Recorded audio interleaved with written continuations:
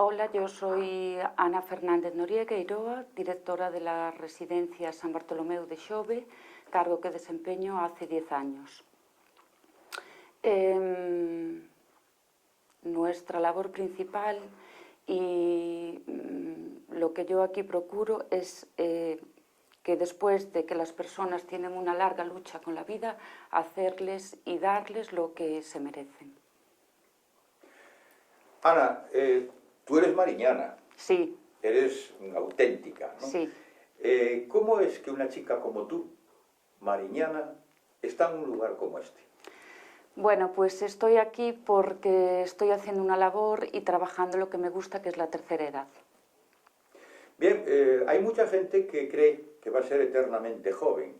Es el famoso mito de Peter Pan, ¿no?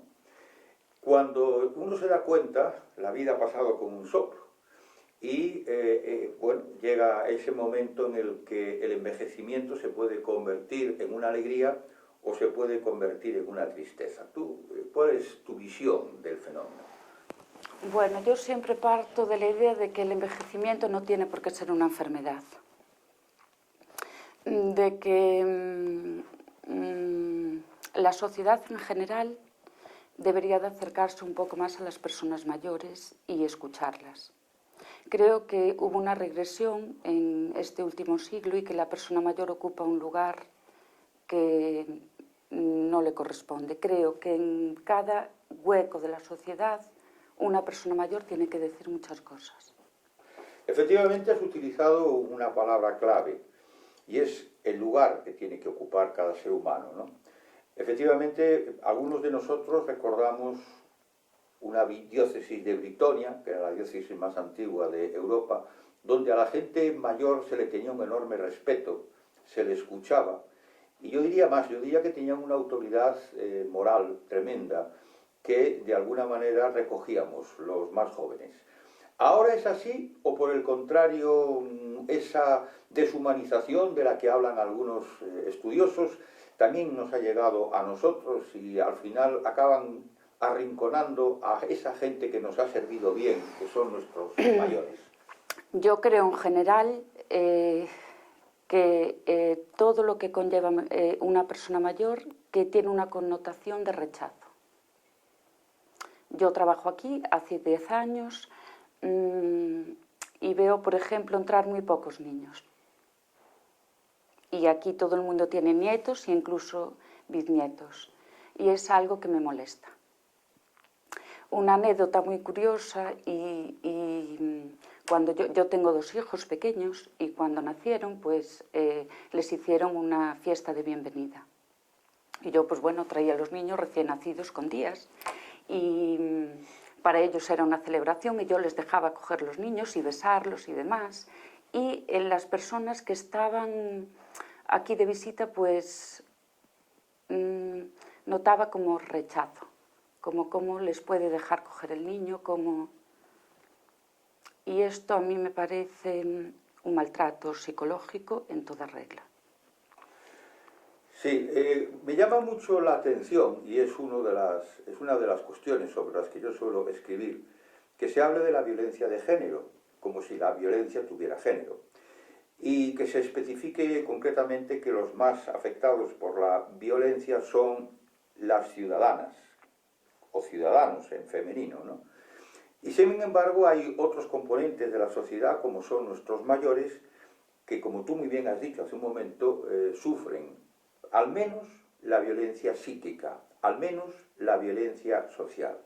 ¿Qué se puede hacer? ¿O qué crees tú que se puede hacer para que eso no sea así? Para que esa injusticia que el caballero Don Quijote combatía desaparezca. Creo que hay un vacío legal horrible. Aquí, ahora mismo, una persona mayor queda sola en un servicio de urgencias y no pasa absolutamente nada.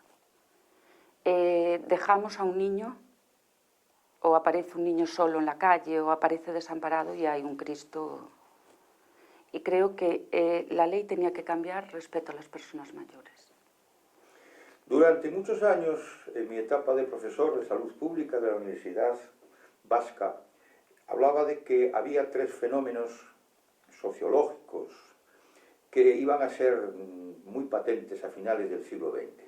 Uno era el fenómeno de la inmigración, la llegada de seres humanos escapando de los 4 jinetes del apocalipsis. Otro era el fenómeno de tener que enfrentarnos con esas enfermedades nuevas, infecciosas. Ha sido el caso del ébola recientemente. Y un fenómeno tremendo, que era el que menos parecía importarle a mis contertulios, que era el envejecimiento poblacional. Ese envejecimiento que era una buena noticia, porque llegábamos más lejos en nuestro transcurrir por la vida, pero que era una mala noticia, porque para unos era una carga y para otros era prácticamente la melancolía. ¿Cómo ves tú el asunto? Pues a ver, en esto juega un papel muy importante la incorporación de la mujer al mundo laboral, porque antes las personas mayores se cuidaban en el entorno familiar y era la primera persona y la cabeza visible en una casa. Hoy, al trabajar la mujer, pues tienen que recurrir pues, a un centro como este. Aquí podemos cubrir las necesidades básicas, médicas, todas. La parte emocional es complicada. Es complicada porque le corresponde a la familia. Y muchas veces, en muchas patologías que ellos refieren o síntomas, corresponden, ¿cómo diría? Somatizan síntomas que son vacíos que ellos tienen en su parte afectiva. Yo soy médico y me formé, como muchos, en el sistema público y concretamente en el Servicio Nacional de Salud inglés, que crea Harold Wilson. Y ellos diferenciaban muy bien curar de cuidar. Parece que lo de curar lo tenemos resuelto. Hay hospitales, hay asistencia sanitaria, hay urgencias, pero lo de cuidar a la gente y cuidar sobre todo a aquellos que se han hecho dependientes, en algún sentido, dependiente físico, dependiente económico, dependiente social, eso parece que está dejado y que la gente huye de eso, no quiere oír hablar. Tú que tienes tu trabajo justamente muy relacionado con ese mundo, ¿qué dirías al respecto? Diría lo mismo, que en la sociedad de hoy en día ser mayor connota algo negativo, produce rechazo. Y vuelvo a decir lo mismo, los cuidados de las actividades de la vida diaria se resuelven rápido. Si tú no puedes cuidar a una persona en tu casa por circunstancias, pues existen centros donde hay grandes equipos médicos y donde las personas están cuidadas. Pero siempre queda la parte afectiva, que eso corresponde a la familia. Es decir, en un momento que tú dejas a un familiar y a un ser querido en un centro, no quiere decir que lo abandones. Siempre y cuando le dediques tiempo y estés pendiente pues, de las necesidades que tienen, que casi siempre son emocionales. Hace un momento has leído El Quijote. Sí. El Quijote tiene un último capítulo que es muy triste, que es donde Don Quijote recupera la razón y su escudero, hombre de pueblo, Sancho, le pide que por favor no se muera de melancolía. ¿Tú has visto a la gente morirse de melancolía? Sí, sí. Vi a mucha gente morirse de pena. De pena, de perder la motivación absoluta por nada. Las personas mayores, salvo excepciones, no tienen proyectos a largo plazo. No los hacen. Es decir, gran parte de su vida y de eso se murió, porque su entorno faltan pues, muchos capítulos de su vida. Pero sí, morirse de pena, sí. Una cosa que yo solía explicar a mis alumnos era que, digamos, que el cristianismo y sobre todo el catolicismo tenía cosas muy buenas sobre la moral y sobre el que no se podía hacer. Pero había dos cuestiones para las que no estábamos preparados, no nos preparaban desde pequeños. Uno era para la muerte y otro era para el envejecimiento. ¿Tú crees que deberíamos hacer un esfuerzo para preparar a la gente para llegar a lo que se llamaba antes la tercera edad? Sí, totalmente. Totalmente. Yo creo que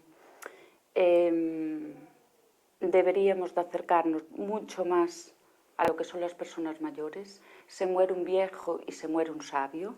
Escucharlos y ser muy conscientes de que si no llegamos a ser viejos es que algo falló o fracasó en nuestra vida. Y en el que peor de los casos vamos a llegar a ser mayores. Lo que nosotros hagamos hoy será lo que heredemos mañana. Y creo que va por mal camino. Uno de los secretos mejor guardados de la humanidad es la convivencia.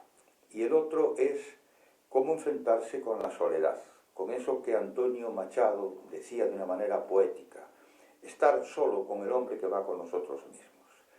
Esos dos problemas, ¿cómo los enfocas tú, que perteneces a una generación, digamos que mucho más joven y sobre todo una generación que forma parte de la democracia en este país y de la defensa y proclamación de los derechos sociales del ciudadano?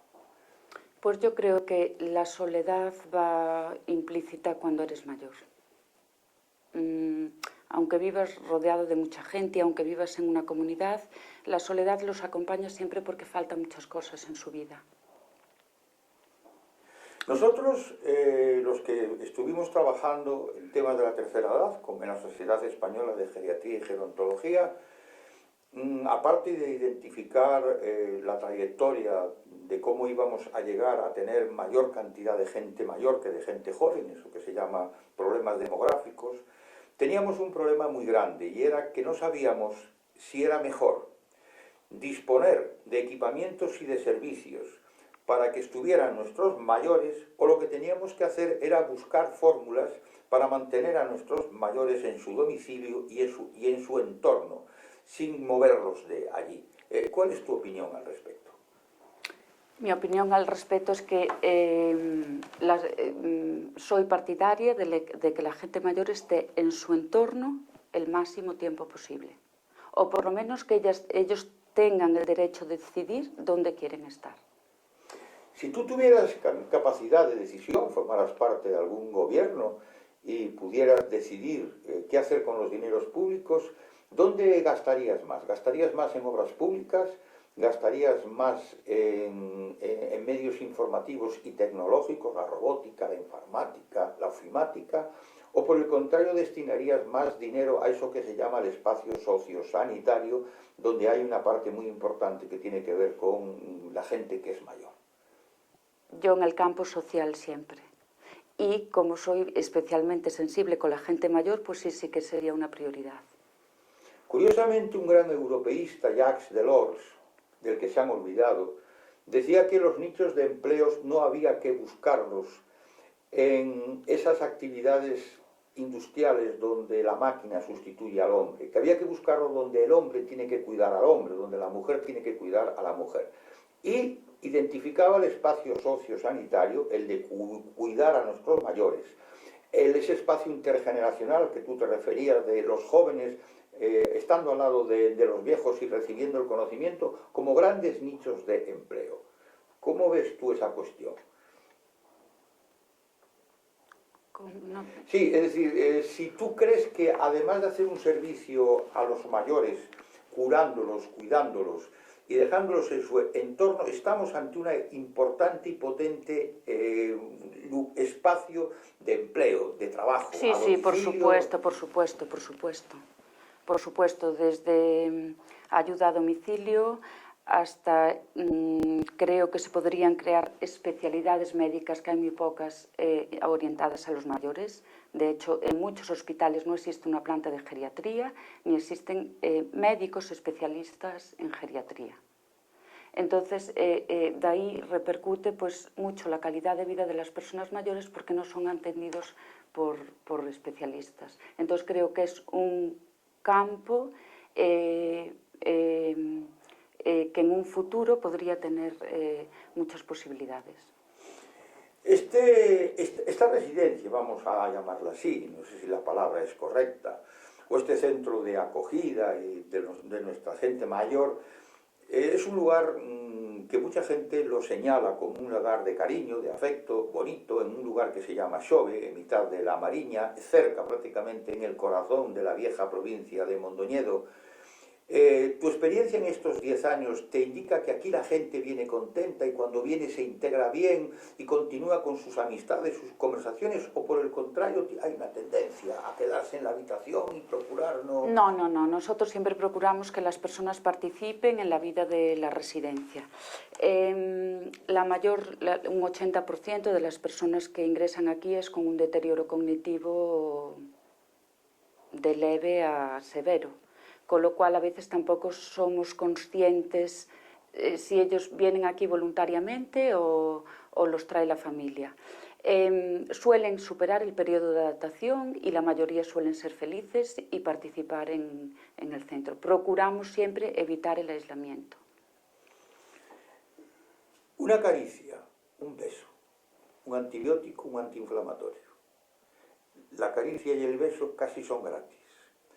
El antibiótico y el antiinflamatorio cuestan dinero. ¿Qué tienes que decir al respecto?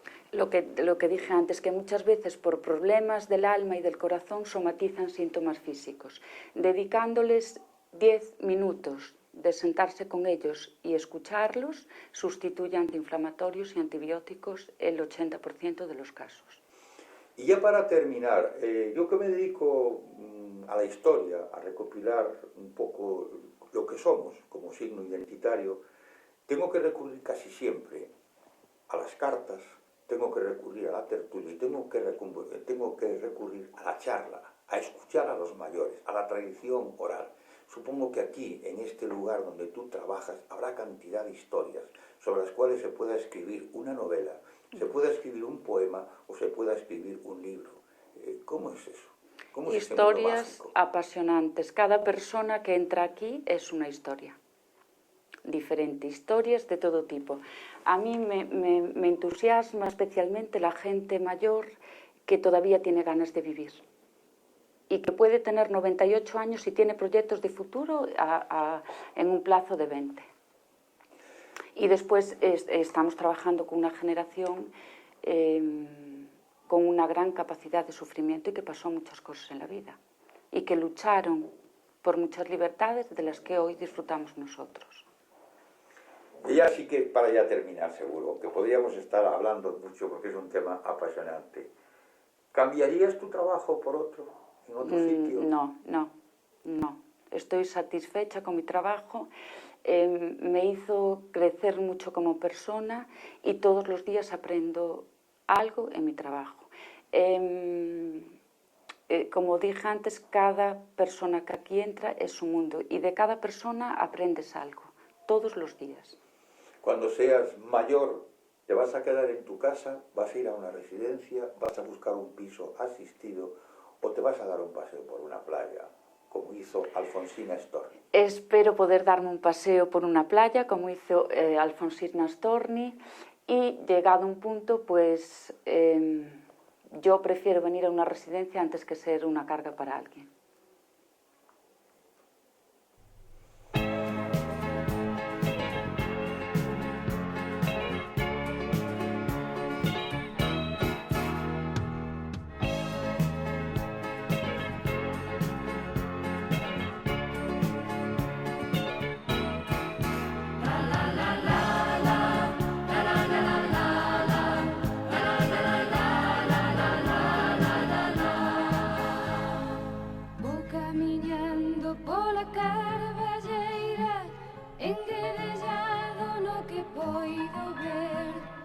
Vexo regatos correndo entre a erva, picando na terra do seu nascer. Cantan as follas do vello carballo, co vento do norte que as fai bailar. Baixo a sombra dos mozos sentados, soñando o día que han de casar.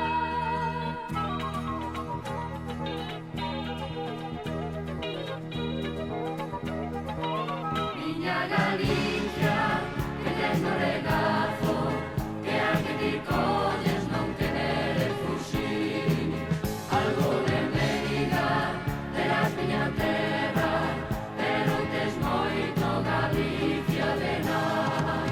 Miña Galicia, non bate ninguna, non hai que igual o bonita que é. Pouco che falla, xa miña terriña, para que todos sepan que en Galicia é. Canta tristura sentintando fora e cantas lembranzas eu tiven de ti. Agora xa non volverei a deixar